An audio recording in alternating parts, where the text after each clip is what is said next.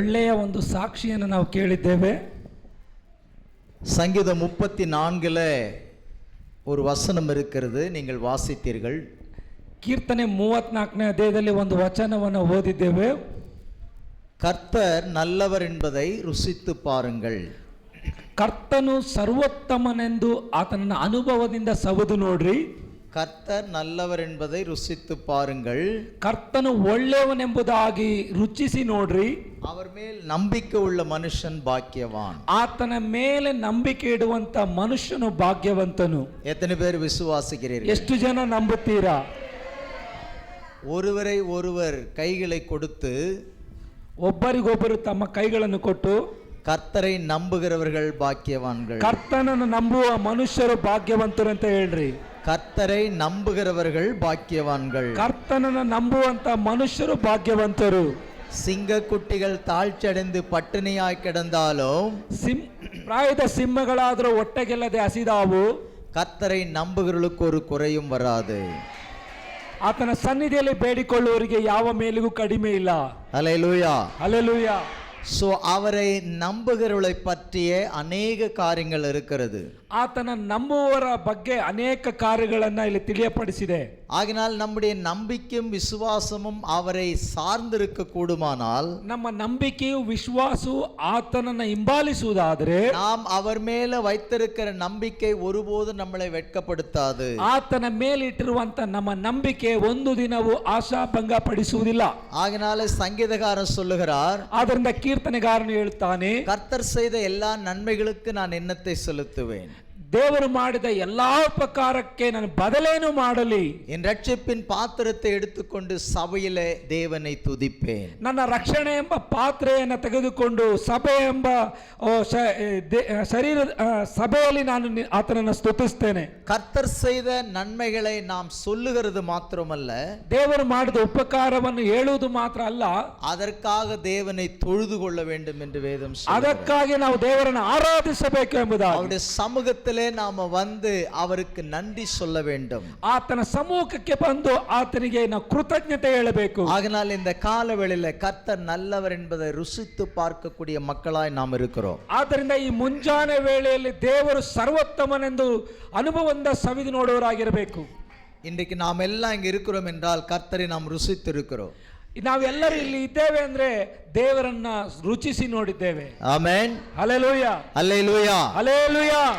ஆகினால் இந்த காலவெளியிலே உங்கள் மத்தியிலே நான் சில வார்த்தைகளை தேவ வசனத்திலிருந்து காண்பிக்க விரும்புகிறேன். ಆದ್ದರಿಂದ ಈ ಮುಂಜಾನೆ ವೇಳೆಯಲ್ಲಿ ಸತ್ಯದಿಂದ ಕೆಲವು ವಾಕ್ಯಗಳನ್ನು ನಿಮ್ಮ ಮಧ್ಯದಲ್ಲಿ ತೋರಿಸಿಕೊಡೋದಕ್ಕೆ ಇಷ್ಟಪಡುತ್ತೇನೆ. முதலாவது உங்கள் மத்தியிலே இருப்பதற்கு நான் ஆண்டவருக்கு நன்றி செலுத்துகிறேன். ಮೊದಲನೇದಾಗಿ ನಾನು ನಿಮ್ಮ ಮಧ್ಯದಲ್ಲಿ ಇರುವುದಕ್ಕೆ ದೇವರಿಗೆ ಕೃತಜ್ಞತೆ ಹೇಳ್ತೇನೆ.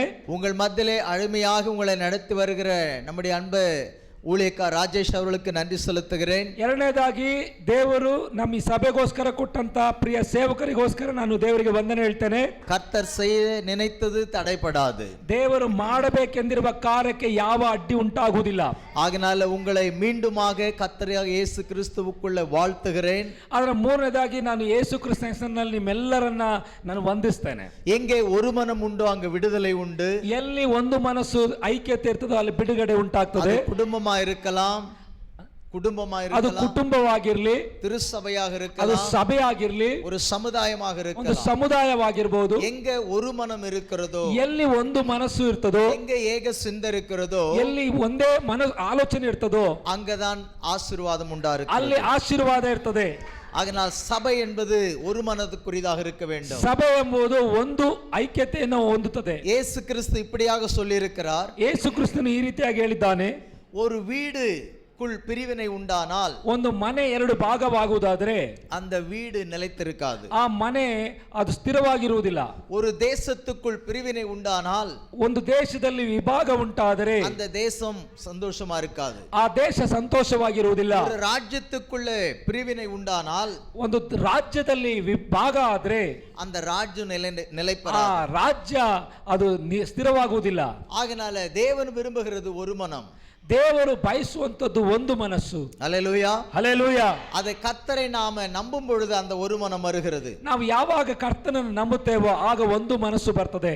இந்த காலவெளியிலே ಈ ಮುಂಜಾನೆ ವೇಳೆಯಲ್ಲಿ தேவனுடைய வசனம் என்ன சொல்லுகிறது என்பதை நீங்கள் நன்றாய் கவனிக்க வேண்டும். ದೇವರ ವಚನ ಏನ್ ಹೇಳ್ತದೆ ಎಂಬುದಾಗಿ ನಾವು ಗಮನವಿಟ್ಟು ನೋಡ್ಕೊಳ್ಬೇಕು. நாம் கேட்கிறவர்களாக மாத்திரமல்ல, ನಾವು ಕೇಳುವವರು ಮಾತ್ರ ಆಗಿರದೆ அதன்படி செய்கிறவர்களாய் நாம் இருக்க வேண்டும். ಅದರಂತೆ ನಾವು ಮಾಡುವವರಾಗಿಯೂ ಸಹ ಇರಬೇಕಾಗಿದೆ. ஆமென். அல்லேலூயா.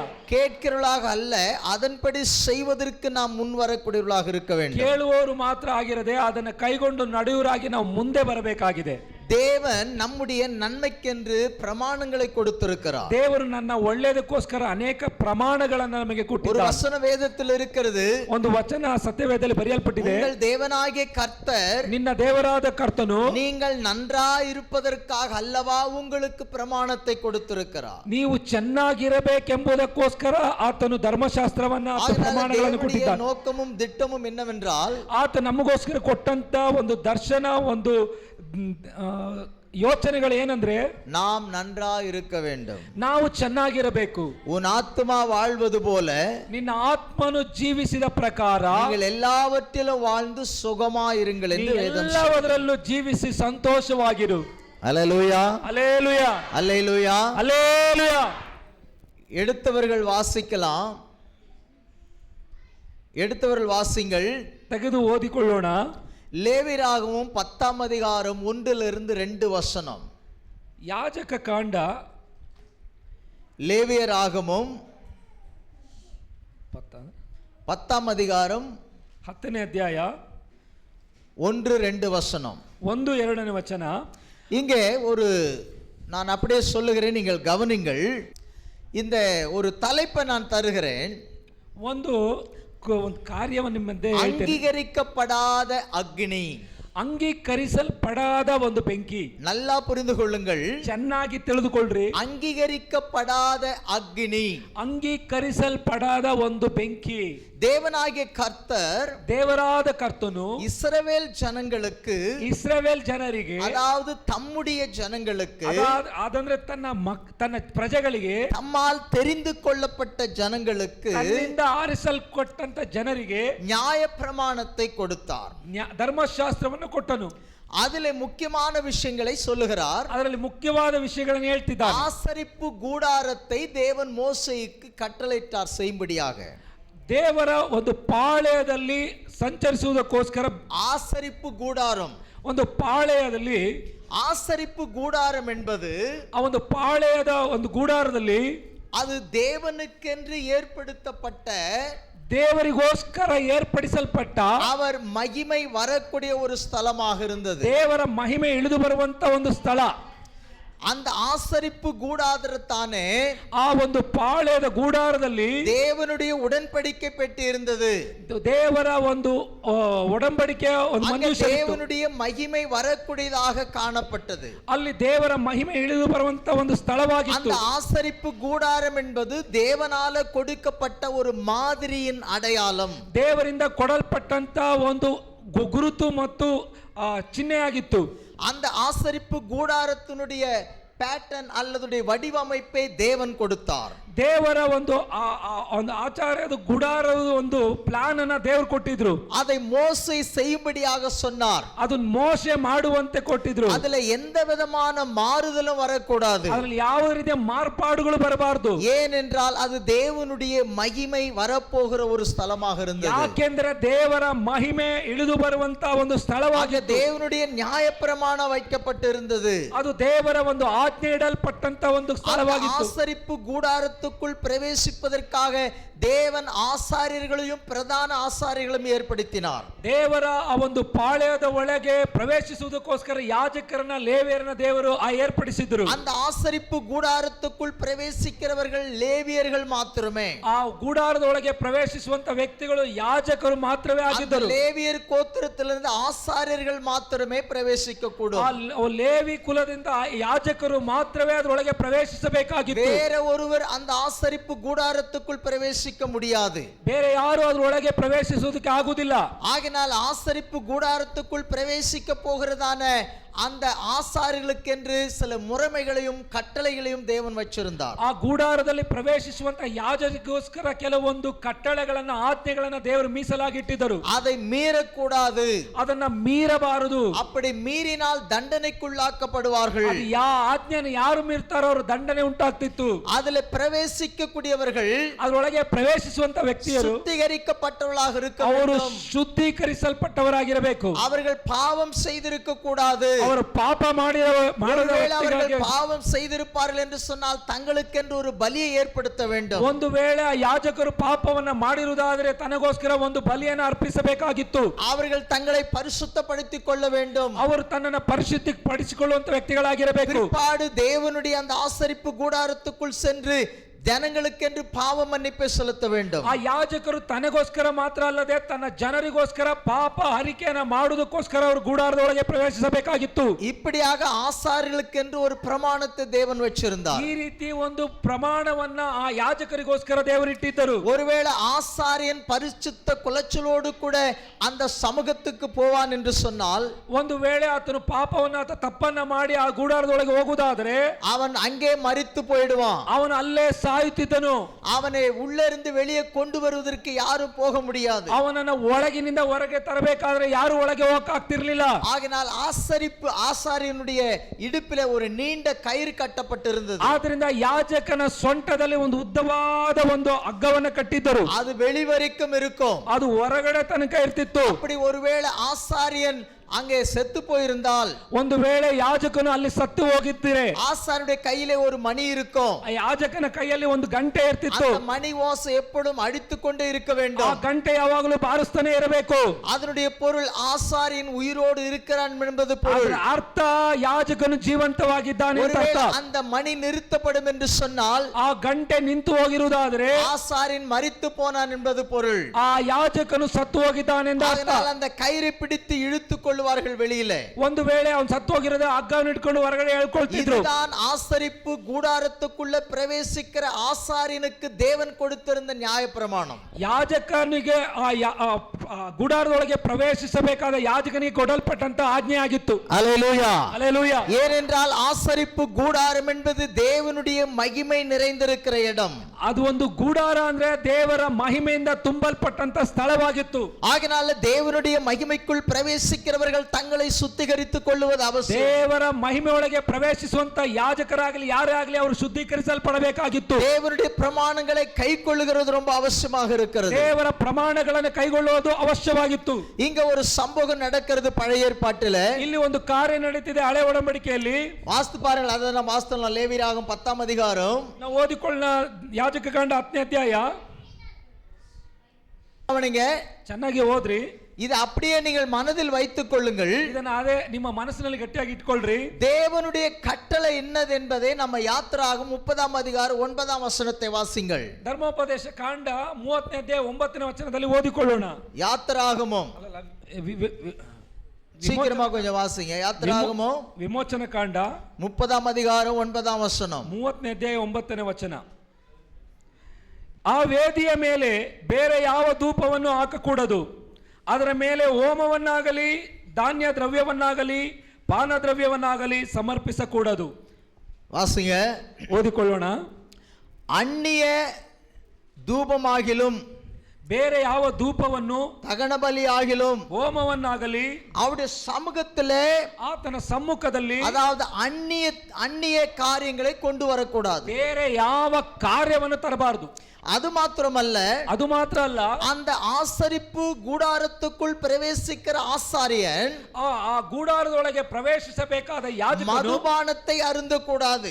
ಅವನು ಯಾವ ದ್ರವ್ಯವನ್ನಾಗಲಿ ಕುಡಿಬಾರದು. திராட்சரசத்தை அவன் அருந்தக்கூடாது. ದ್ರಾಕ್ಷಾರಸವನ್ನು ಕುಡಿಬಾರದು. அவன் சாகாமல் இருக்கும்படிக்கு ಅವನು ಸಾಯುವ ದಿನದವರೆಗೂ அவன் மதுபானத்தை அறிந்து விட்டு தேவ சமூகத்தில் பிரவேசிக்க கூடாது. ಅವನು ದ್ರವ್ಯವನ್ನಾಗಲಿ ಅಥವಾ ಮದ್ಯಪಾನ ಕುಡಿದು ಪ್ರವೇಶಿಸಲೇಬಾರದು. அந்நிய அக்னியை கொண்டு வந்து தேவனுடைய பலிபீடத்தில் செலுத்தக்கூடாது. ಬೇರೆ ಯಾವ ಬೆಂಕಿಯನ್ನು ತೆಗೆದುಕೊಂಬಂದು ಆ ಯಜ್ಞವೇದಿಯ ಮೇಲೆ ಹಾಕಬಾರದು. எந்த ஒரு அந்நிய காரியங்களும் தேவனுடைய சமூகத்திலே வரக்கூடாது. ಬೇರೆ ಯಾವ ಕಾರ್ಯಗಳು ದೇವರ ಸಮ್ಮುಖಕ್ಕೆ ಬರಬಾರದು. அதிலே தேவன் மிகவும் கட்டளை கொடுத்து வைத்திருந்தார். ದೇವರು ಆ ರೀತಿ ಒಂದು ಆಜ್ಞೆಯನ್ನು ಕೊಟ್ಟಿದ್ದರು. அல்லேலூயா, ಹಲ್ಲೆಲೂಯಾ. ஏனென்றால் அது தேவனுடைய சமூகம். ಅದು ಯಾಕೆಂದ್ರೆ ಅದು ದೇವರ ಒಂದು ಸಾನ್ನಿಧ್ಯ.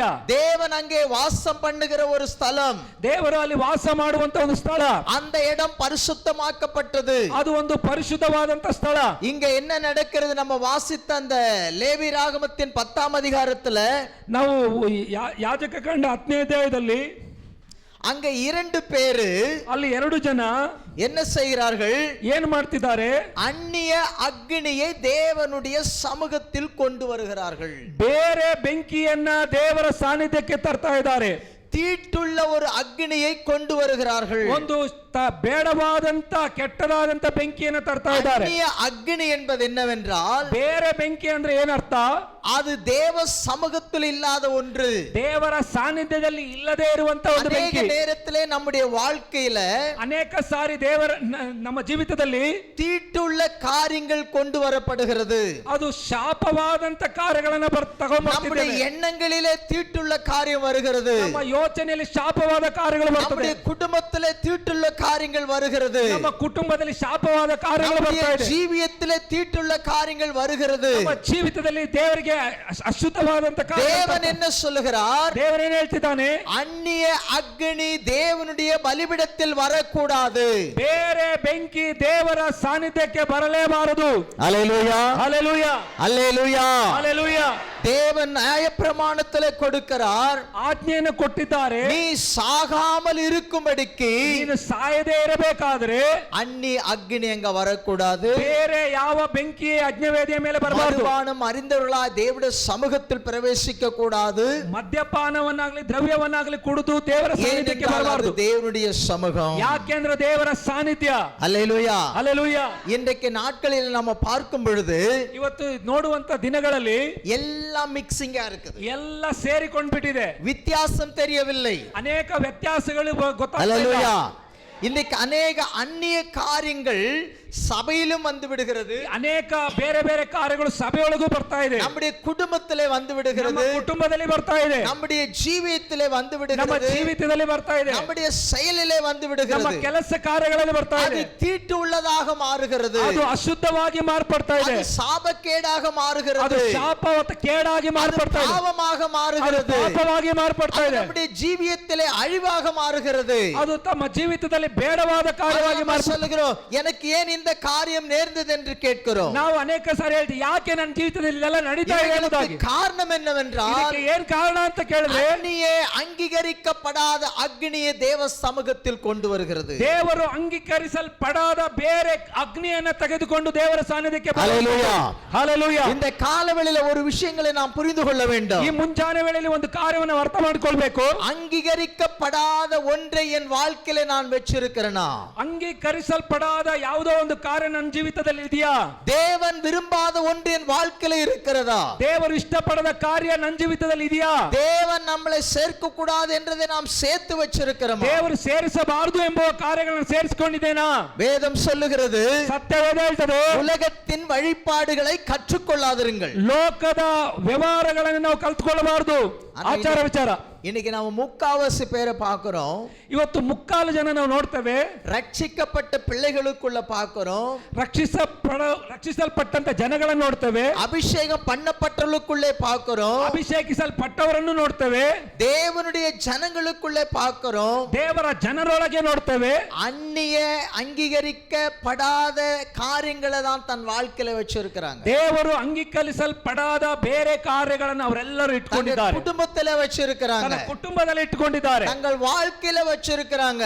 ಅವರೆಲ್ಲರೂ ಜೀವಿತದಲ್ಲಿ ಇಟ್ಟುಕೊಂಡಿದ್ದಾರೆ. தங்கள் மனதிலே வச்சிருக்கிறாங்க. ಅವರ ಮನಸ್ಸಿನಲ್ಲಿ ಇಟ್ಟುಕೊಂಡಿದ್ದಾರೆ. ஆண்டவர் சொல்லுகிறார், ದೇವರು ಹೇಳುತ್ತಾನೆ, ಅಂಗೀಕರಿக்கப்படாத ஒன்றை உன் வாழ்க்கையில அனுமதிக்க கூடாது. ಅಂಗೀಕರಿಸಲ್ಪಡಾದ ಕಾರ್ಯಗಳು ನಿನ್ನ ಜೀವಿತದಲ್ಲಿ ಅಂಗೀಕರಿಸಲ್ಪಡಬಾರದು. அது தீட்டு உள்ளது என்று சொல்லுகிறார். ಅದು ಅಶುದ್ಧವಾದುದು. வெளிப்படுத்தலே ஒரு வசனம் இருக்கிறது. ಪ್ರಕಟಣೆಯಲ್ಲಿ ಒಂದು ಮಾತು ಹೇಳ್ತದೆ, ஜீவ புஸ்தகத்தில் பேர் எழுதப்படாதவர்கள் ಜೀವ ಬಾಧ್ಯರ ಪಟ್ಟಿಯಲ್ಲಿ ಹೆಸರು ಬರೆಯಲ್ಪಡದ ವ್ಯಕ್ತಿಗಳು தேவனுடைய பரலோகத்தில் பிரவேசிக்க முடியாது. ದೇವರ ಪರಲೋಕದಲ್ಲಿ ಪ್ರವೇಶಿಸಲು ಆಗುವುದಿಲ್ಲ. அதுல யாரெல்லாம் பிரவேசிக்க முடியாதா? ಯಾರೆಲ್ಲ ಪ್ರವೇಶಿಸಲು ಆಗುವುದಿಲ್ಲ ಅಂದ್ರೆ பொய்யர்கள், ಸುಳ್ಳು ಹೇಳುವವರು, சூனியக்காரர்கள், ಅವರು ಮಾಟಮಂತ್ರಗಳನ್ನು ಮಾಡುವವರು, பொய்யை விரும்பி அதன்படி செய்கிறவர்கள், ಸುಳ್ಳನ್ನು ಹೇಳಿ ಅದನ್ನು ಹಿಂಬಾಲಿಸುವವರು, தீட்டு உள்ளவர்கள், ಅಶುದ್ಧರು, இவைகளெல்லாம் அவைகளில் பிரவேசிப்பதில்லை. ಇವರೆಲ್ಲರೂ ಅದರೊಳಗೆ ಪ್ರವೇಶಿಸಲಾಗುವುದಿಲ್ಲ. அல்லேலூயா, அல்லேலூயா. ஆனால் தேவனுடைய ஜனங்கள், ದೇವರ ಜನರು அவைகள் எல்லாவற்றிலிருந்து சுத்திகரிக்கப்பட்டவர்கள். ಎಲ್ಲದರಿಂದ ಅವರು ಶುದ್ಧೀಕರಿಸಲ್ಪಟ್ಟವರು.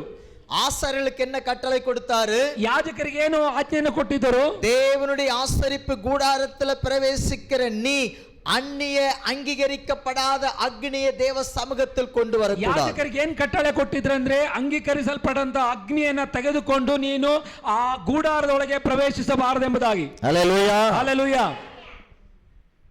இன்றைக்கு நிறைய பேர் என்ன யோசிக்கிறேன்னா, மற்றவர்கள் செய்யறதெல்லாம் நம்ம செய்யணும்னு நினைக்கிறோம். ನಾವು ಇವತ್ತು ಯೋಚನೆ ಮಾಡ್ತೇವೆ, ಅವ್ರು ಮಾಡ್ತಾ ಇದಾರಲ್ಲ ನಾನು ಮಾಡ್ತೇನೆ ಅಂತ.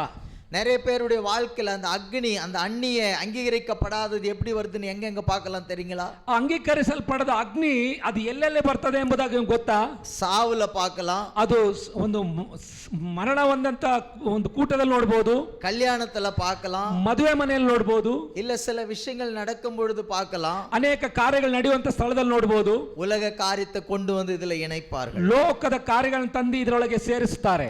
ஆவிக்குரியவன் எல்லாவற்றையும் ஆவிக்குரியதோடு ಸಂಬಂಧಪಡುತ್ತಾகிறான். ಆತ್ಮಿಕವಾದಂತ ವ್ಯಕ್ತಿಗಳು ಆತ್ಮಿಕವಾದ ಕಾರ್ಯಗಳಲ್ಲಿ ಅವರು ಜೋಡಣೆಯಾಗಿರಬೇಕು. ஹல்லேலூயா, ஹல்லேலூயா. முதல் காரியம், ಮೊದಲನೇ ಕಾರ್ಯ, தீட்டு உள்ளது தேவ சமூகத்தில் வரக்கூடாது. ಅಶುದ್ಧವಾದ ಯಾವುದು ದೇವರ ಸಾನ್ನಿಧ್ಯಕ್ಕೆ ಬರಬಾರದು. என்னிடத்தில் ஒரு சகோதரி ஒரு கேள்வி கேட்டார்கள். ನನ್ನ ಬಳಿಯಲ್ಲಿ ಒಬ್ಬ ಸಹೋದರಿ ಒಂದು ಪ್ರಶ್ನೆಯನ್ನ ಕೇಳಿದ್ರು.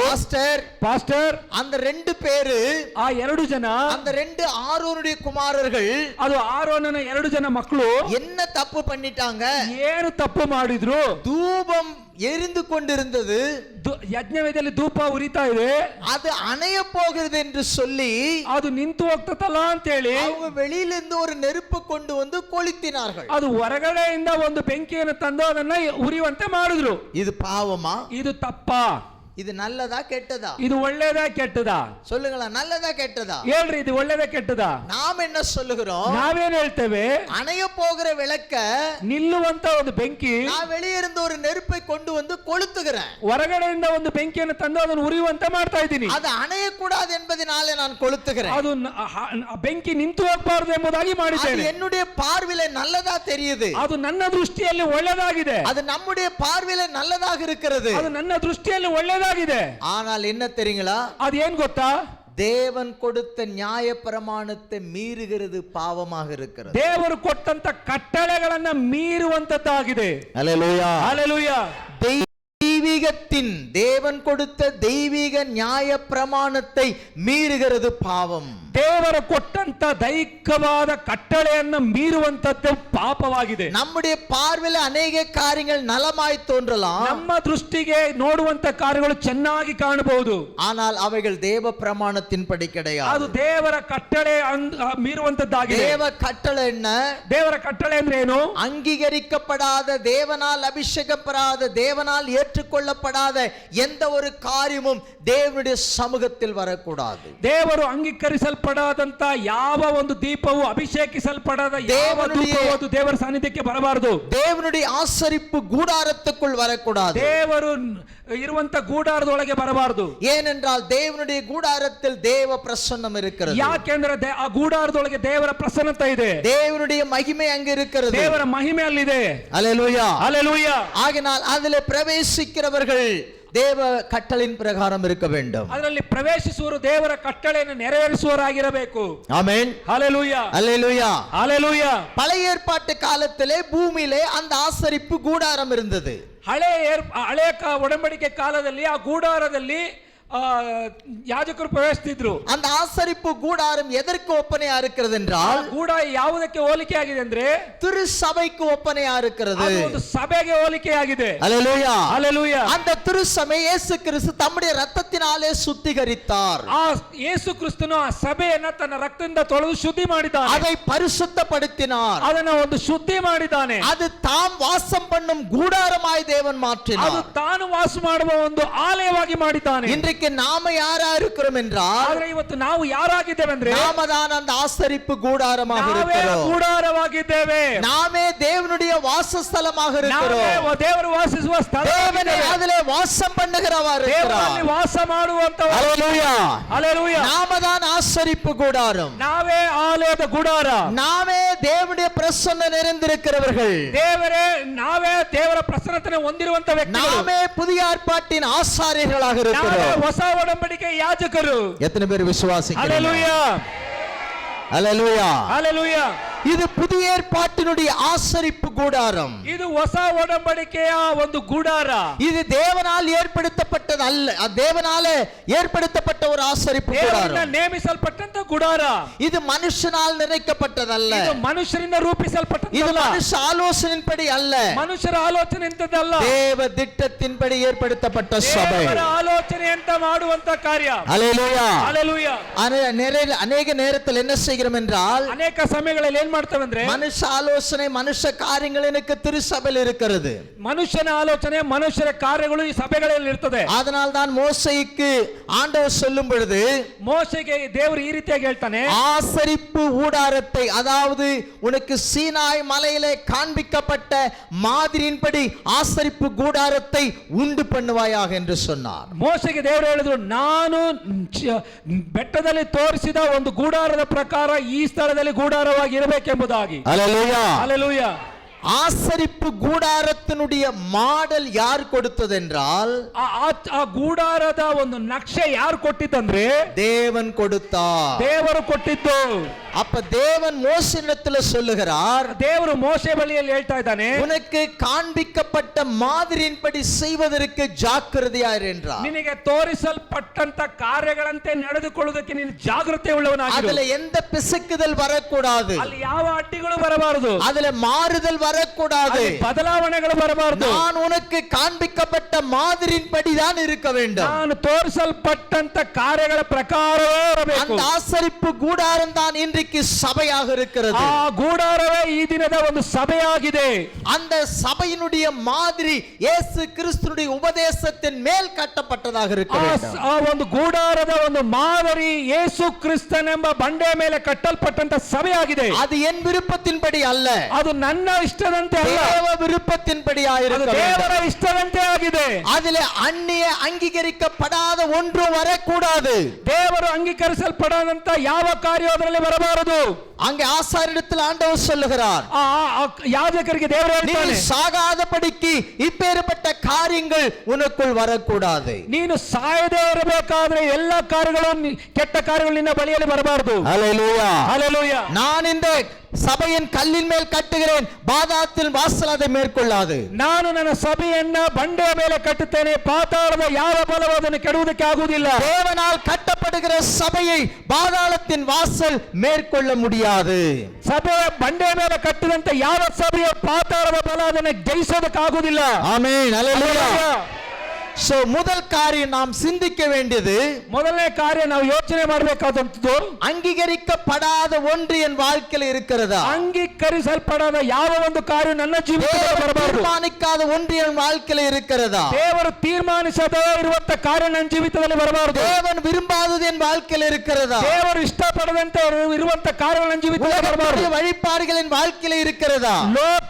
ಲೋಕದ ಆಚಾರ ವಿಚಾರಗಳು ನನ್ನ ಜೀವಿತದಲ್ಲಿ ಬರಬಾರದು. அப்படி இருக்க கூடுமானால் ಹಾಗೆ ಇರುವುದಾದರೆ இன்று அதை நாம் மாற்றிக்கொள்ள வேண்டும். ಇವತ್ತೇ ಬದಲಾಯಿಸಿಕೊಳ್ಳಬೇಕು. அல்லேலூயா. ஹalleluya. அல்லேலூயா. ஹalleluya. நேர குறைவா இருக்கிறபடி நான் சுருக்கமாய் முடிக்க முயற்சிக்கிறேன். ಸಮಯ ಸ್ವಲ್ಪವಾಗಿರುವುದರಿಂದ ಬೇಗ ನಾನು ಹೇಳಿ ಮುಗಿಸ್ತೇನೆ. முதல் காரியம், ಮೊದಲನೇ ಕಾರ್ಯ, ಅಂಗೀಕರಿக்கப்படாத ಅಗ್ನಿ ದೇವ ಸಮ್ಮುಖத்தில் வரக்கூடாது. ಅಂಗೀಕರಿಸಲ್ಪಡಾದ ಬೇರೆ ಯಾವ ಬೆಂಕಿ ದೇವರ ಸಾನ್ನಿಧ್ಯಕ್ಕೆ ಬರಬಾರದು. நீங்கள் அதை சிந்திக்க வேண்டும். ನೀವು ಅದನ್ನು ಯೋಚಿಸಬೇಕು. உலகத்தினுடைய வழிபாடுகள் கற்றுக்கொள்ள கூடாது. ಲೋಕದ ಆಚಾರ ವಿಚಾರ ಕಲ್ತ್ಕೊಳ್ಬಾರದು. அல்லேலூயா. அல்லேலೂಯಾ. மற்றொரு காரியங்களை சொல்லுகிறேன். ಎರಡನೇ ಕಾರ್ಯವನ್ನು ಹೇಳ್ತೇನೆ. எல்லாருக்கும் தானியேலை தெரியும். ಎಲ್ಲರಿಗೂ ದಾನಿಯೇಲ್ ಗೊತ್ತು. எத்தனை பேருக்கு தெரியும்? ಎಷ್ಟು ಜನ ಗೊತ್ತು ದಾನಿಯೇಲ್? தானியேலை குறித்து நாம நிறைய பார்க்கலாம். ನಾವು ದಾನಿಯೇಲ್ನ ಕುರಿತು ಅನೇಕ ಕಾರ್ಯಗಳು ನೋಡಬಹುದು. தானியேல் 1ஆம் அதிகாரத்துல, ದಾನಿಯೇಲ್ 1ನೇ ಅಧ್ಯಾಯದಲ್ಲಿ, தானியேல் 1ஆம் அதிகாரத்தினுடைய ದಾನಿಯೇಲ್ 1ನೇ ಅಧ್ಯಾಯದಲ್ಲಿ ஒரு சில வசனங்களை நாம வாசிக்கலாம். ಕೆಲವೊಂದು ವಚನಗಳನ್ನು ನಾವು ಧ್ಯಾನಿಸೋಣ. 8ஆம் வசனத்தை வாசிங்கள். 8ನೇ ವಚನವನ್ನ, ದಾನಿಯೇಲನು ತಾನು ರಾಜನ ಭೋಜನ ಪದಾರ್ಥಗಳನ್ನು ತಿಂದು ರಾಜನು ಕುಡಿಯುವ ದ್ರಾಕ್ಷಾರಸವನ್ನು ಕುಡಿದು ತನ್ನನ್ನು ಅಶುದ್ಧ ಮಾಡಿಕೊಳ್ಳಬಾರದೆಂದು ನಿಶ್ಚಯಿಸಿ ಕಂಚುಕೆರೆ ಅಧ್ಯಕ್ಷನಿಗೆ. ಆಮೆನ್. ಆಮೆನ್. அல்லேலூயா. ஹல்லேலூயா. எத்தனை பேருக்கு புரியுது? ಎಷ್ಟು ಜನಿಗೆ ಅರ್ಥ ಆಗಿದೆ? தானியேல் ஒரு தீர்மானத்தை எடுத்தான். ದಾನಿಯೇಲ್ ಒಂದು ತೀರ್ಮಾನ ತೆಗೆದುಕೊಂಡನು. இந்த தானியேல் யார் என்று சொன்னால், ಈ ದಾನಿಯೇಲ್ ಯಾರಂತ ಹೇಳಿದ್ರೆ, இஸ்ரவேல் ஜனங்களில் சிறைப்பிடிக்கப்பட்ட அந்த சிறைப்பிடிக்கப்பட்ட மக்களின் மத்தியில இருந்த சில வாலிபர்கள். ಇಸ್ರಾಯೇಲರು ಸೆರೆಯಾಗಿ ಎಳೆದುಕೊಂಡು ಬರುವವರ ಮಧ್ಯದಲ್ಲಿ ದಾನಿಯೇಲ್ ಎಂಬ ವ್ಯಕ್ತಿ ಇದ್ದನು. அவனோடு கூட இருந்த சில வாலிபர்கள், ಅವನೊಂದಿಗೆ ಅನೇಕ ಯೌವನಸ್ಥರು ಕೂಡ ಇದ್ರು. பாபிலோன் ராஜா, ಬಾಬಿಲೋನ್ ರಾಜನು இஸ்ரவேல் ஜனங்களை ಇಸ್ರಾಯೇಲ್ ಜನರನ್ನ சிறைப்பிடித்துட்டு போயிட்டான். ಸೆರೆ ಹಿಡ್ಕೊಂಡು ಹೋದನು. எல்லா ஜனங்களையும் சிறைப்படுத்தப்பட்டார்கள். ಎಲ್ಲಾ ಜನರು ಸೆರೆ ಹಿಡಿಕೊಂಡು ಹೋಗಲ್ಪಟ್ಟರು. அவர்கள் கட்டி பாபிலோனுக்கு கொண்டு போகப்பட்டார்கள். ಇಸ್ರಾಯೇಲ್ ಜನರನ್ನು ಕಟ್ಟಿಕೊಂಡು ಬಾಬಿಲೋನ್ ದೇಶಕ್ಕೆ ಕರ್ಕೊಂಡು ಹೋದರು. பாபிலோனை குறித்து நம்ம பேசணும்னா நிறைய பேசலாம். ಬಾಬಿಲೋನ್ ಪಟ್ಟಣವನ್ನು ಕುರಿತು ಮಾತಾಡೋದು ಅನೇಕ பாபிலோன் தேசம் என்பது, ಬಾಬಿಲೋನ್ ಪಟ್ಟಣವು பாவத்துக்கெல்லாம் தாயான ஒரு தேசம். ಪಾಪಕ್ಕೆಲ್ಲ ಒಂದು ತಾಯಾದ ಒಂದು ರಾಜ್ಯ. பாவத்துக்கெல்லாம் தாயான ஒரு தேசம். ಪಾಪಕ್ಕೆಲ್ಲ ತಾಯಾಗಿರುವಂತ ಒಂದು ದೇಶ. ஆகையால் அந்த பாபிலோனை குறித்து தேவன் தீர்க்க தரிசனம் சொன்னார். ಆ ಬಾಬಿಲೋನಿನ ಕುರಿತು ದೇವರ ಒಂದು ಪ್ರವಾದನೆ ಬಂತು. அநேகரை கெடுத்த பாபிலோன், ಅನೇಕರನ್ನು ಕೆಡಿಸಿದಂತ ಬಾಬಿಲೋನ್, அநேக தீர்க்கதரிசிகளை கொலை செய்த பாபிலோன், ಅನೇಕ ಪ್ರವಾದಿಗಳನ್ನು ಕೊಂದ ಬಾಬಿಲೋನ್, அநேகரை பாவம் செய்வதற்கு காரணமாயிருந்த பாபிலோன், ಅನೇಕರು ಪಾಪ ಮಾಡುವುದಕ್ಕೆ ಕಾರಣವಾಗಿದ್ದಂತ ಬಾಬಿಲೋನ್ சுட்டு எரிப்பேன் என்று சொன்னார். ನಾನು ಅದನ್ನು ಸುಟ್ಟಾಕ್ತೇನೆ ಎಂಬುದಾಗಿ ஹல்லேலூயா. ಹಲ್ಲೇಲೂಯಾ. பாபிலோன் இன்றைக்கு தரமட்டமாக்கப்பட்டிருக்கிறது. ಇವತ್ತು ಬಾಬಿಲೋನ್ ಪಟ್ಟಣ ನೆಲಸಮವಾಗಿದೆ. அது இல்லாமல் போனது. ಅದು ಇಲ್ಲದಂತಾಗಿದೆ. அப்பேற்பட்ட பாபிலோனு தான் ಆ ಒಂದು ಬಾಬಿಲೋನು இஸ்ரவேல் ஜனங்களை சிறைப்பிடித்துட்டு போனாங்க. ಇಸ್ರಾಯೇಲ್ ಜನರನ್ನು ಸೆರೆ ಹಿಡಿದುಕೊಂಡು ಹೋಯಿತು. அப்படி சிறைப்பிடிக்கப்பட்டவர்களில் இருந்தவன் தான் தானியேல் ஆகிய வாலிபன். ಆ ಸೆರೆ ಹಿಡಿಯಲ್ಪಟ್ಟಂತ ವ್ಯಕ್ತಿಗಳಲ್ಲಿ ಇದ್ದಂತ ಒಬ್ಬನು ದಾನಿಯೇಲನು. அவனோடு கூட இருந்த சில வாலிபர்கள் இருந்தார்கள். ಆತನೊಂದಿಗೆ ಅನೇಕ ಯೌವನಸ್ಥರು ಇದ್ದರು. ராஜா சொல்லுகிறான், ರಾಜನು ಹೇಳಿದನು, இந்த சிறைப்பிடிக்கப்பட்ட வாலிபர்களிலே ಈ ಸೆರೆ ಹಿಡಿಯಲ್ಪಟ್ಟಂತ ಯೌವನಸ್ಥರಲ್ಲಿ படித்தவர்களும் ಓದಿದಂತ ವ್ಯಕ್ತಿಗಳು, அழகுள்ளவர்களும் ಸುಂದರವಾಗಿರುವಂತ ವ್ಯಕ್ತಿಗಳು, துரைமார்களிலே, துரைமார்கள் ராஜாக்கள் சந்ததி, ಒಂದು ರಾಜನ ಒಂದು ಸಂತತಿಯಾಗಿರುವಂತ ವ್ಯಕ್ತಿಗಳು சிலரை தேர்ந்தெடுக்கும்படியாக சொல்லுகிறார். ಅವರನ್ನು ಪ್ರತ್ಯೇಕಿಸಲ್ಪಟ್ಟಲು ಹೇಳಿದನು. அப்படி தேர்ந்தெடுக்கப்பட்ட வாலிபர்களுக்கு ಹಾಗೆ ಆರಿಸಲ್ಪಟ್ಟಂತ ಯೌವನಸ್ಥರು ராஜ ಭೋಜನத்தையும், ರಾಜ ಸನ್ನಿಧಿಯಲ್ಲಿ, ராஜ ಭೋಜனம், ಆ ರಾಜ ಭೋಜನದಲ್ಲಿ ராஜா குடிக்கிற பானத்தையும், ರಾಜನು ಕುಡಿಯುವಂತ ದ್ರವ್ಯವನ್ನು ஒரு பங்கை அந்த வாலிபர்களுக்கு தர வேண்டும். ಒಂದು ಭಾಗವನ್ನ ಯೌವನಸ್ಥರಿಗೆ ಕೊಡಬೇಕು. அவர்களுக்கு கல்தேர் என்கிற பாஷையை கற்றுக் கொடுக்க வேண்டும். ಕಲ್ತಿಯರ ಭಾಷೆಯನ್ನು ಅವರು ಕಲ್ತ್ಕೋಬೇಕು. இப்படியாக 3 வருஷம் அவர்களுக்கு கொடுத்த பிற்பாடு, ಈ ರೀತಿ 3 ವರ್ಷಗಳ ಕಾಲ ಅವರಿಗೆ ಕೊಡುವಾಗ அவர்கள் தேவனுக்கு முன்பாக நிற்க வேண்டும். அதாவது ராஜாவுக்கு முன்பாக நிற்க வேண்டும். 3 ವರ್ಷದ ನಂತರ ಅವರು ರಾಜರ ಮುಂದೆ ನಿಂತುಕೊಳ್ಳುವಾಗ, அப்படியாக அவர்கள் நிற்கிறவர்களுக்கு ராஜா அதை தேர்ந்தெடுப்பார். ಹಾಗೆ ನಿಂತುಕೊಳ್ಳುವವರನ್ನ ರಾಜನು ತನಗೋಸ್ಕರ ಪ್ರತ್ಯೇಕಿಸಿಕೊಳ್ತಾನೆ. இப்போ உங்களுக்கும் எனக்கும் அப்படி ஒரு வாய்ப்பு கிடைச்சிருந்தா என்ன செய்திருப்போம்? ಈಗ ನಿಮಗೂ ನಮಗೂ ಒಂದು ಅವಕಾಶ ಸಿಕ್ಕಿದ್ರೆ ನಾವೇನ್ ಮಾಡ್ತೇವೆ? இப்போ ஒருத்தர் அழைக்கிறாரு, ಒಬ್ರು ಕರೀತಾ ಇದ್ದಾರೆ, அங்க மினிஸ்டர் விருந்து வச்சிருக்கிறாரு, எல்லாரும் ಮಿನಿಸ್ಟರ್ ಒಂದು ಒಳ್ಳೆ ಔತಣ ಕೂಟ ಇಟ್ಟಿದ್ದಾರೆ, வாங்கன்னா என்ன பண்ணிருப்போம்? ಬನ್ರಿ ಅಂದ್ರೆ ಏನ್ ಮಾಡ್ತಿದ್ರಿ ನೀವು? ನಾವು பாஸ்டர் மட்டும் இங்க உட்கார்ந்து இருப்பாரு, ಪಾಸ್ಟರ್ ಮಾತ್ರ ಇಲ್ಲಿ ಇರ್ತಾರೆ, மீதி பேர் எல்லாம் எங்க இருப்பாங்க? ನಾವೆಲ್ಲ ಏನ್ ಮಾಡ್ತಿದ್ವಿ? அல்லேலூயா. ಹಲ್ಲೇಲೂಯಾ. இந்த தானியேலுக்கு ಈ ದಾನಿಯೇಲನಿಗೆ ராஜ போஜனம் கொடுக்கப்படுகிறதாய் அறிவித்தார்கள். ರಾಜನು ತಿನ್ನುವಂತ ಆಹಾರ ಪದಾರ್ಥಗಳನ್ನು ಕೊಟ್ಟರು. ராஜா சாப்பிடுற சாப்பாடு எப்படி இருக்கும்? ರಾಜನು ಊಟ ಮಾಡುವಂತ ಪದಾರ್ಥ ಆಗಿರ್ತದೆ. அப்படியாப்பட்ட ஒரு சாப்பாடு நமக்கு கொடுத்தா எப்படி இருக்கும்? ಆ ರೀತಿ ಕೊಟ್ಟಂತ ಆಹಾರವನ್ನು ನಾವು ಕೊಟ್ಟರೆ ಏನ್ ಮಾಡ್ತೇವೆ? தானியேல் சொல்லுகிறார் பிரதானிடத்துல, ದಾನಿಯೇಲ್ ಹೇಳ್ತಾನೆ ಪ್ರಧಾನರ ಬಳಿಯಲ್ಲಿ, ஐயா எங்களுக்கு இந்த ராஜ போஜனம் வேண்டாம், ಅಯ್ಯ ಈ ರಾಜನ ತಿನ್ನುವಂತ ಆಹಾರ ಪದಾರ್ಥಗಳು ಬೇಡ, பருப்பு சாதம் காய்கறிகளை கொடுத்தால் ನಮಗೆ போதும். ಕಾಯಿ ಪಲ್ಯ ಇರುವಂತ ಆಹಾರ ಪದಾರ್ಥಗಳನ್ನು ಕೊಡಿ. ஏன்னா பருப்பு சாதம் காய்கறி ராஜ போஜனம் அல்ல. ಅದು ಬೇಳೆ ಮತ್ತು ಸೊಪ್ಪು ಪಲ್ಯ, ಅದು ರಾಜ ಪದಾರ್ಥ தானியேல் ಅಲ್ಲ. தன் வாழ்க்கையில ஒரு தீர்மானத்தை எடுத்தான். ದಾನಿಯೇಲ್ ತನ್ನ ಜೀವಿತದಲ್ಲಿ ಒಂದು ತೀರ್ಮಾನ ತೆಗೆದುಕೊಂಡ. அந்த தீர்மானம் என்னன்னா, ಆ ತೀರ್ಮಾನ ಏನಂದ್ರೆ, ராஜ போஜனத்திலார் என்னை தீட்டுப்படுத்திக் ರಾಜ கொள்ளலாகாது, ಭೋಜನ ಪದಾರ್ಥವನ್ನು ತಿಂದು ನನ್ನನ್ನು ಅಶುದ್ಧ ಮಾಡಿಕೊಳ್ಳಲಾರೆ ಅಂತ ತೀರ್ಮಾನ ராஜ ಮಾಡಿದ. போஜனத்தினால் நான் தீட்டுப்படலாகாது. ರಾಜ ಭೋಜನ ಪದಾರ್ಥ ತಿಂದು ನನ್ನನ್ನು ಅಶುದ್ಧ ಮಾಡಿಕೊಳ್ಳೋದಿಲ್ಲ. அல்லேலூயா, ಹಲ್ಲೆಲೂಯಾ, அல்லேலூயா. ಹಲ್ಲೆಲೂಯಾ. தன்னை காத்துக்கொள்ள தீர்மானம் எடுத்த தானியேல், ತನ್ನನ್ನ ಕಾದುಕೊಳ್ಳುವುದಕ್ಕೆ ತೀರ್ಮಾನ ಮಾಡಿದಂತ ದಾನಿಯೇಲನು, நம்ம வாழ்க்கையில என்ன தீர்மானம்? ನಮ್ಮ ಜೀವಿತದಲ್ಲಿ ಏನು ತೀರ್ಮಾನ? தானியேல் தீர்மானம் என்ன எடுத்தான்? ದಾನಿಯೇಲ್ ಏನು ತೀರ್ಮಾನ ತೆಗೆದುಕೊಂಡ? ராஜாவின் போஜன பதார்த்தங்களால் என்னை தீட்டுப்படுத்திக் கொள்ளல் ஆகாது என்று தீர்மானம் ರಾಜನು எடுத்தான். ತಿನ್ನುವಂತ ಆಹಾರ ಪದಾರ್ಥಗಳನ್ನು ತಿಂದು ನನ್ನನ್ನು ಅಶುದ್ಧ ಮಾಡಿಕೊಳ್ಳೋದಿಲ್ಲ. அல்லேலூயா.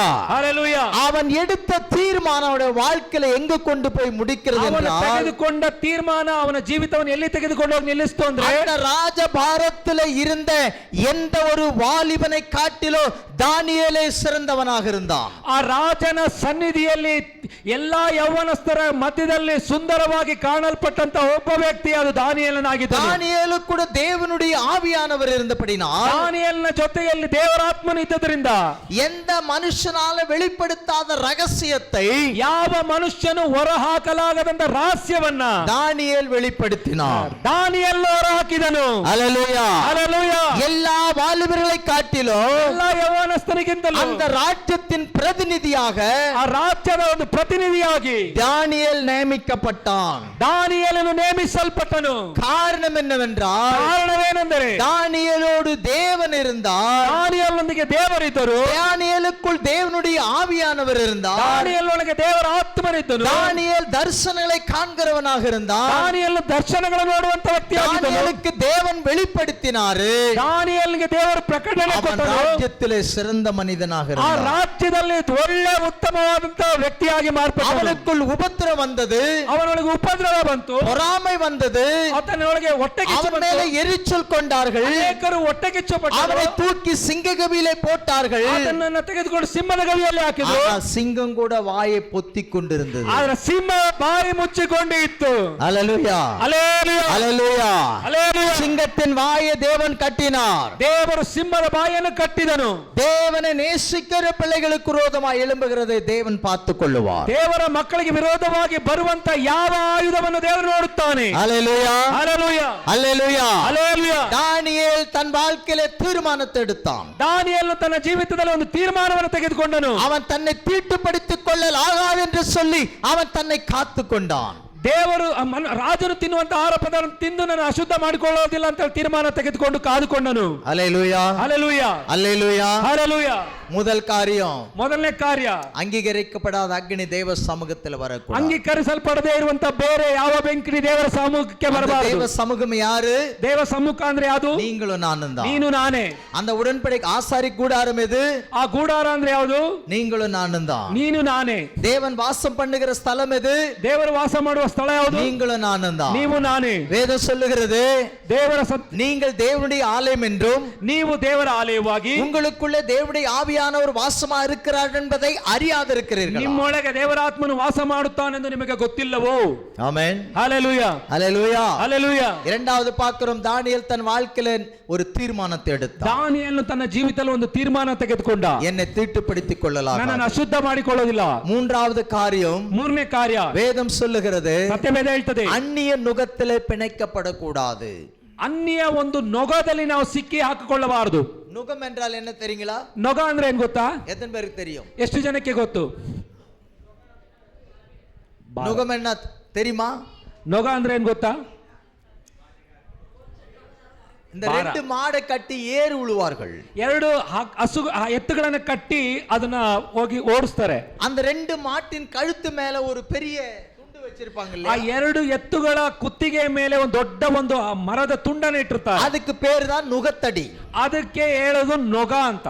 இந்த நுகத்தடியை சுமந்து போகிற ಅದನ್ನ ನೊಗವನ್ನು ಹೊತ್ತುಕೊಂಡು ಹೋಗುವಂತ ரெண்டு மாடும் ஈக்குவலாக இருக்க வேண்டும். ಆ ಹೊತ್ತುಕೊಂಡು ಹೋಗುವಂತ ಮರದ ತುಂಡನ್ನ ಹೊತ್ತುಕೊಂಡು ಹೋಗುವಂತ ಎತ್ತುಗಳು ಸಮವಾಗಿರಬೇಕು. சந்தையில போய் வாங்குறவங்க ரெண்டு ஈக்குவலா பார்த்து ಆ வாங்குவாங்க. ಸಂತೆಯಲ್ಲಿ ತೆಗೆದುಕೊಳ್ಳುವಂತ ವ್ಯಕ್ತಿಗಳು ಅದು ಸಮವಾಗಿದೆ ಅಂತ ನೋಡಿ ತೆಗೆದುಕೊಳ್ತಾರೆ. ரெண்டும் சமமாயிருந்தாதான் ಆ ಎರಡು ಎತ್ತುಗಳು ಸಮವಾಗಿದ್ರೇನೆ அது சரியா இழுத்துட்டு போவோம். ಅದು ಸರಿಯಾಗಿ ಎತ್ಕೊಂಡು ಹೋಗ್ತದೆ. அதுல ஒன்று பலவீனமாயிருந்தால் ಒಂದು ಎತ್ತು ಬಲವೀನವಾಗಿದ್ರೆ ஒரு சைடா இழுத்துட்டு போவோம். ಅದು ಒಂದು ಸೈಡ್ ಆಗಿ ಹೇಳ್ಕೊಂಡು ஒன்னு ಹೋಗ್ತದೆ. முன்னாடி இருக்கும், ஒன்னு பின்னாடி இருக்கும். ಒಂದು ಹಿಂದೆ ಎಳಿತದೆ, ಒಂದು ಮುಂದೆ ಎಳಿತದೆ.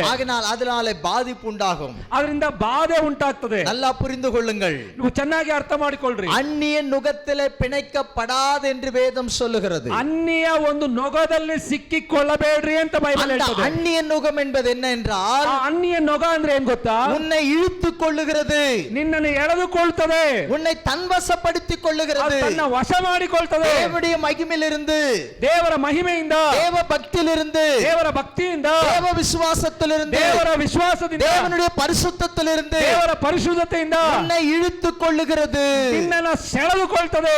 அல்லேலூயா. ಹಲ್ಲೆಲೂಯಾ. அதனால தான் சொல்றாரு, ಆದ್ರಿಂದ ಹೇಳ್ತಾರೆ, நீ புறஜாதின் மார்க்கத்தை கற்றுக்கொள்ளாதே. ನೀನು ಅನ್ಯ ಜನರ ಮಾರ್ಗವನ್ನ ಕಲಿತುಕೊಳ್ಳಬೇಡ. அல்லேலூயா. புறஜாதின் மார்க்கத்தை கற்றுக்கொள்ளாதே. ಅನ್ಯ ಜನರ ಮಾರ್ಗವನ್ನು ಕಲಿತುಕೊಳ್ಳಬೇಡ.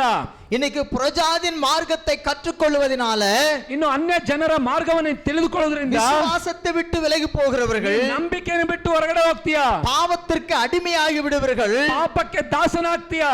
இப்படியாக அவர்கள் ஒன் சைடு போய் விடுகிறார்கள். ಈ ರೀತಿಯಾಗಿ ಅವರು ಒಂದು ಮಾರ್ಗವನ್ನು ಹಿಡಿಯುತ್ತಾರೆ.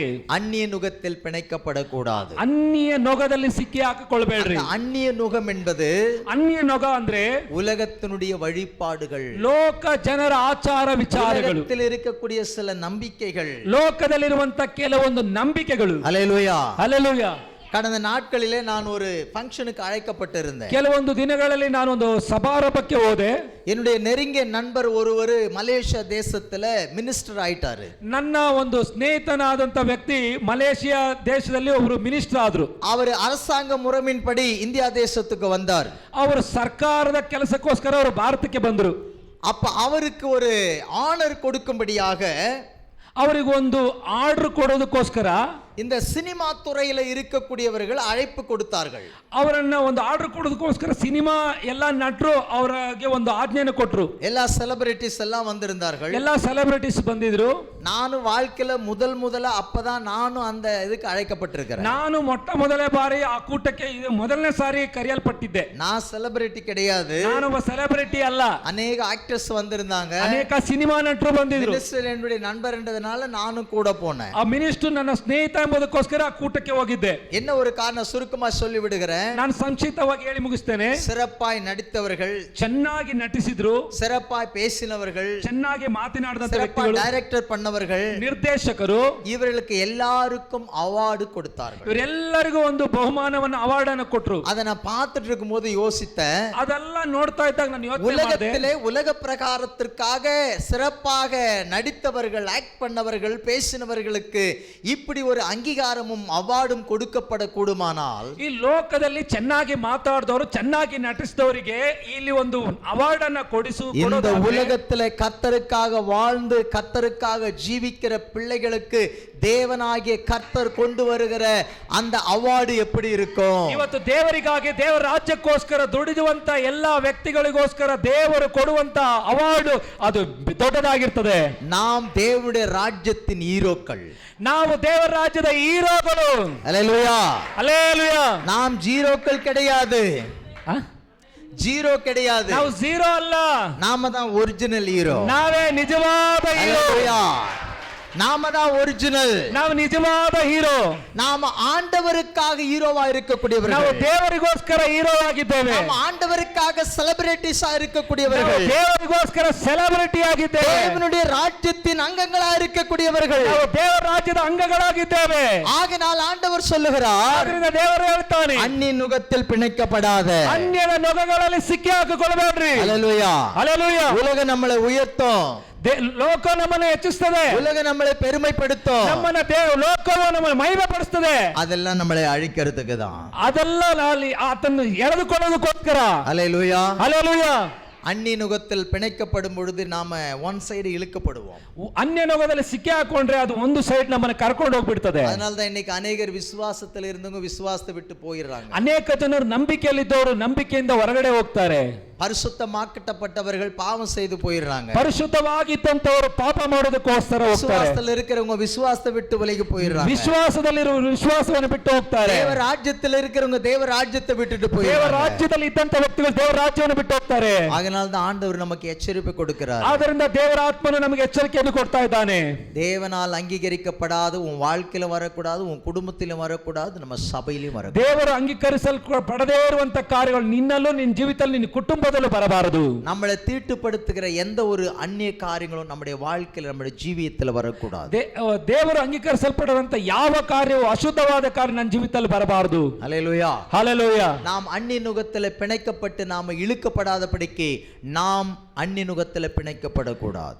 ಆ ದೇವರು ಅಂಗೀಕರಿಸಲ್ಪಡದಂತ ಆ ನೊಗದಲ್ಲಿ ಸಿಕ್ಕಿ ಹಾಕೊಂಡು ನಾವು ಅದರಲ್ಲಿ ನಾವು ಒಂದು ಕಡೆ ಎಳೆಯಲ್ಪಡಬಾರದು. அவர்களுடைய வேலைப்பாடுகளுக்கு அவருடைய கிரிகளுக்கு நாம் உடன்படக்கூடாது.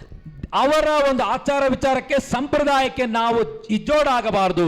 நாம் உலகத்தானை போல நம்முடைய சுபாவம் இருக்கக்கூடாது. ಲೋಕದ ಜನರ ಹಾಗೆ ನಮ್ಮ ಸ್ವಭಾವಗಳಿರಬಾರದು. நம்முடைய எண்ணங்களிலும் சிந்தைகளிலும் ஒரு மனதாவியும் பரிசுத்த எண்ணமும் அன்பும் நிறைந்திருக்க வேண்டும். ನಮ್ಮ ಯೋಚನೆ ಆಲೋಚನೆ ನಮ್ಮ ನೋಟ ನಡೆಗಳು ಎಲ್ಲ ಕ್ರಿಸ್ತನದಾಗಿರಬೇಕು. ஹல்லேலூயா. ಹಲ್ಲೆಲೂಯಾ. ஒரு சின்ன கதையை சொல்லி நான் முடிச்சிடுறேன். ಒಂದು ಸಣ್ಣ ಕಥೆಯನ್ನು ಹೇಳಿ ಮುಗಿಸ್ತೇನೆ. 2 கழுகு.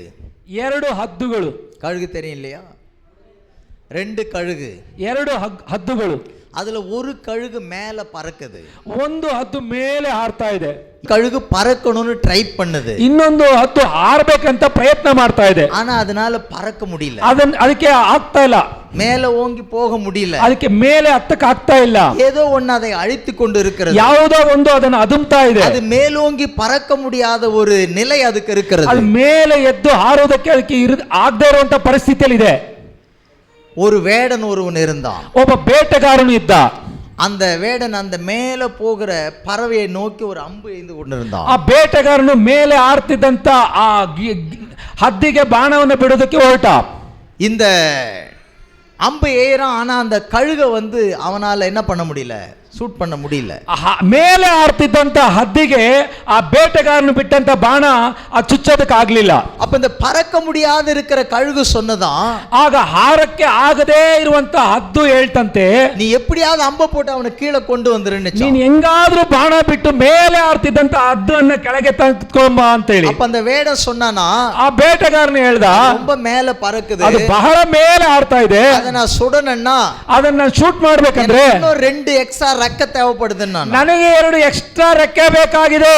அப்ப இந்த கழுகு சொல்லிச்சான், ಆ ಕೆಳಗಿದಂತ ಹದ್ದು ಹೇಳ್ತು, என்கிட்ட இருக்க 2 ರೆಕ್ಕೆ நீ புடிங்கோ, ನನ್ನ ಹತ್ರ ಇದ್ದಂತ 2 ರೆಕ್ಕೆಯನ್ನು ನೀನು எப்படியாக மேல போறகிற அந்த கழுகு நீ கீழே கொண்டு வந்துரு, ಹೆಂಗಾದ್ರೂ ಮಾಡಿ ಮೇಲೆ ಆರ್ತಿದಂತ ಹದ್ದನ್ನು ಕೆಳಗೆ ತೆಗೆದುಕೊಂಡು ಬಾ ಅಂತ. இப்போ பறக்க முடியாத இருக்கிற கழுகுடைய 2 அந்த சிறகு என்ன பண்ணிட்டான், புடிங்கிட்டான். ಇಲ್ಲಿ ಹಾರಕ್ ಆಗದೇ ಇರೋಂತ ಹದ್ದಿನ 2 ರೆಕ್ಕೆಯನ್ನ ಆತನ ಕಿತ್ಕೊಂಡ್ಬಿಟ್ಟ. புடிங்கி தன் அம்புல வச்சு விடுறான். ಆತನು ರೆಕ್ಕೆಯನ್ನ ತನ್ನ ಬಾಣಕ್ಕೆ ಕಟ್ಟಿ ಬಿಡ್ತಾ ಇದ್ದಾನೆ. அப்பவும் அந்த கழுகை தொட முடியல. ಆಗ್ಲೂ ಆ ಹದ್ದನ್ನ ಮುಟ್ಟಕ್ಕೆ ಆಗ್ಲಿಲ್ಲ. அவ சொல்றான் இன்னும் போலன்னு. ಆತನ ಹೇಳ್ತಾನೆ ಹೋಗಕ್ಕೆ ಆಗ್ಲಿಲ್ಲ. ರೆಕ್ಕೆ வேணுமோ புடிங்க ட்ரை பண்ணுது இந்த பறக்க முடியாத கழுகு. ನನ್ನ ರೆಕ್ಕೆನೂ ಕಿತ್ಕೊಂಡು ಅದನ್ನ ಹೊಡಿ, ಅದನ್ನ ಹೆಂಗಾದ್ರೂ ಕೆಳಗೆ ತೆಗೆದುಕೊಂಡು ಬಾ ಅಂತ. அவனை எல்லாம் புடிங்கி ட்ரை பண்ணான். ಆತನ ಎಲ್ಲಾನು ಕಿತ್ತು ಬಿಟ್ಟ. ஆனா மேல பறந்து போற கழுகை என்ன பண்ண முடியல, ಆ ಮೇಲೆ ಆಡ್ತಾ ಇದ್ದಂತ ಹದ್ದನ್ನ ಟಚ್ ಮಾಡಕ್ ಆಗ್ಲಿಲ್ಲ, அவன் சுட முடியல, ಆತನ ಶೂಟ್ ಮಾಡಕ್ ಆಗ್ಲಿಲ್ಲ. அப்ப இந்த வேடம் சொன்னானா, ಆ ಬೇಟೆಗಾರನು ಹೇಳ್ದ, அதை சுட முடியலன்னா, ಅದನ್ನ ನನ್ನ ಶೂಟ್ ಮಾಡಕ್ ಆಗ್ಲಿಲ್ಲ. அப்ப இந்த பறக்க முடியாத கழுகு சொல்லிச்சான், ಆಗ ಹಾರಕ್ ಆಗದೆ ಇರುವಂತ ಹದ್ದು ಹೇಳ್ತು, என்ன இப்படி பண்ணிட்டியே, ನೀನೇನ್ ಈ ರೀತಿ ಮಾಡ್ಬಿಟ್ಟಲ್ಲ, எல்லா சரிக்கும் புடிங்க கூட அது உன்னால என்ன பண்ண முடியல, ಎಲ್ಲಾ ರೆಕ್ಕೆನ ಕಿತ್ತಾಕೊಂಡ್ರು ನೀನೇನು ಮಾಡಕ್ ಆಗ್ಲಿಲ್ಲ, கீழே கொண்டு வர முடியலன்னா, ಕೆಳಗೆ ತರಕ್ ಆಗ್ಲಿಲ್ಲ. அப்ப அந்த வேடம் சொன்னானா, ಆ ಬೇಟೆಗಾರನು ಹೇಳ್ದ, அது கீழே வரலன்னா எனக்குன்னா, ಅದು ಕೆಳಗೆ ಬರ್ಲಿಕ್ಕೆ ಆಗ್ಲಿಲ್ಲ ಅಂದ್ರೆ ನನಗೇನು, நீ கீழே இருக்கிறல்ல, ನೀನ್ ಕೆಳಗಿದೆಯಲ್ಲ ಸಾಕು, இன்னைக்கு ஆகாரம் நீ எனக்கு போதும். நானா ನೀನ್ ಇದೆಯಲ್ಲ, ನೀನೇ ಆಹಾರವಾಗಿದೀಯಾ. அல்லேலூயா. அல்லேலூயா. எத்தனை பேருக்கு புரியுதுன்னு எனக்கு ಎಷ್ಟು தெரியாது. ಜನಕ್ಕೆ ಅರ್ಥ ಆಯ್ತು? மேல பறந்து போகிறத கீழே பறக்க முடியாத பார்த்து பொறாம கொண்டு ಮೇಲೆ ಆರ್ತಿರುವಂತ ಹದ್ದನ್ನ ಕೆಳಗೆ ನಿಂತಿರುವಂತ ಹದ್ದು ಹೊಟ್ಟೆ ಕಿಚ್ಚಿಂದ அது கீழே வரணும்னு பறக்க முடியாத இருக்கிற கீழே இருக்கிற கழுகு என்ன பண்ணிட்டு இருக்குது? ಮೇಲೆ ಆರ್ತಿರುವಂತ ಹಗ್ಗನ್ನ ನೋಡಿ ಹೊಟ್ಟೆ ಕಿಚ್ಚುಪಟ್ಟು ಏನ್ ಮಾಡ್ತಾ ಇದೆ?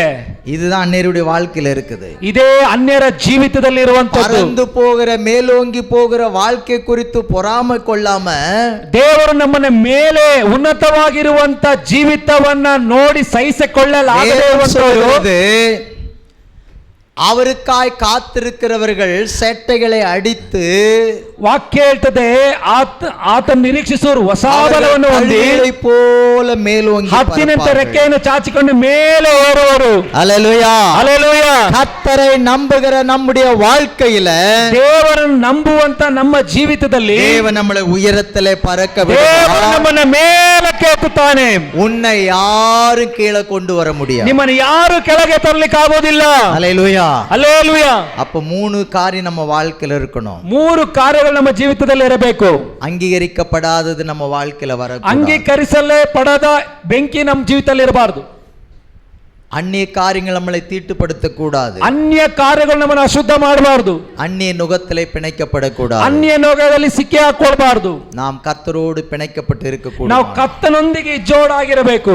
மேலோங்கி பறக்கிற ஒரு கழுகை போல இருப்போம். ನಾವು ಮೇಲೆ ಹಾರುವಂತ ಒಂದು ಹದ್ದಿಗೆ ಸಮಾನರಾಗಿರ್ತೇವೆ. எத்தனை அம்புகள் எய்யப்பட்டாலும் ಎಷ್ಟು ಬಾಣಗಳು ನಮಗೆ ಬಿಡಲ್ಪಟ್ಟರು, விரோதமான காரியங்கள் எத்தனை எழும்பினாலும் ನಿನಗೆ ವಿರುದ್ಧವಾದ ಯಾವ ಕಾರ್ಯಗಳು ನಿನಗೆ ವಿರುದ್ಧವಾಗಿ ಬಂದ್ರು ஒன்றும் உன்னை அணுகாது. ಯಾವುದು ನಿನ್ನನ್ನು ಮುಟ್ಟೋದಕ್ಕಾಗೋದಿಲ್ಲ. அல்லேலூயா. அல்லேலூயா. அல்லேலூயா. அல்லேலூயா. எத்தனை பேர் விசுவாசிக்கிறீங்க? ಎಷ್ಟು ಜನ ನಂಬುತ್ತೀರಾ? கரங்களை தட்டி கர்த்தரை மகிமைப்படுத்தலாம். ಎಷ್ಟು ಜನ ದೇವರನ್ನು ಮಹಿಮೆಪಡಿಸೋಣ? அல்லேலூயா. அல்லேலூயா. கர்த்தர் உங்களை ஆசீர்வதிப்பாராக. ದೇವರು ನಿಮ್ಮನ್ನು ಆಶೀರ್ವದಿಸಲಿ. தொடர்ந்து ஜெபித்துக் கொள்ளுங்கள். ಎಲ್ಲರೂ ಪ್ರಾರ್ಥಿಸಿಕೊಳ್ಳ್ರಿ.